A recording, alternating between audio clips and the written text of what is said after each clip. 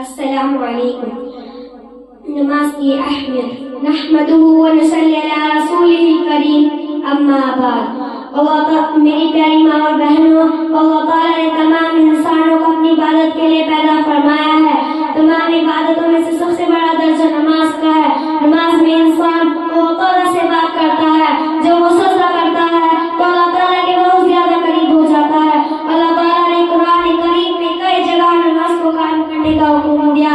یہ اتنی اہم عبادت ہے کہ اللہ تعالیٰ نے ہمارے نبی صلی اللہ علیہ وسلم کو اپنے پاس بلا کر نماز کا حکم دیا اور مسلمانوں پر 5 وقت نمازیں فرض کی۔ ہمارے نبی صلی اللہ علیہ وسلم پوری زندگی نماز کا اہتمام فرماتے رہے، یہاں تک کہ اپنے آخری وقت میں بھی نماز پڑھنے کا حکم دیتے رہے۔ لہذا ہم کو چاہیے کہ نماز کا خوب اہتمام کرے۔ قال رسول اللہ صلی اللہ علیہ وسلم، رسول اللہ صلی اللہ علیہ وسلم نے ارشاد فرمایا، الصلاۃ عماد الدین، نماز دین کا ستون ہے۔ جس طرح ہر بغیر کسی ستون کے نہیں رکتا، اسی طرح ہر عمل نماز کے بغیر بیکار ہے۔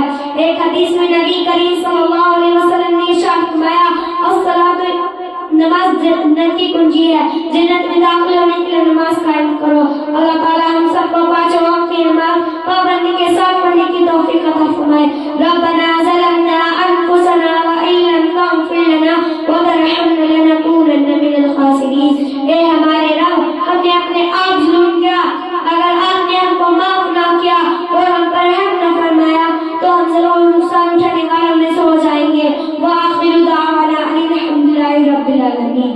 کلی غلام کی تم توڑا نہ کرو، کلی غلام کی تم توڑا نہ کرو، مذہب اسلام سے منہ موڑا نہ کرو، اور بڑی قیمتی ہے 5 وقت کی نمازیں، خدا کے واسطے نمازوں کو چھوڑا نہ کرو۔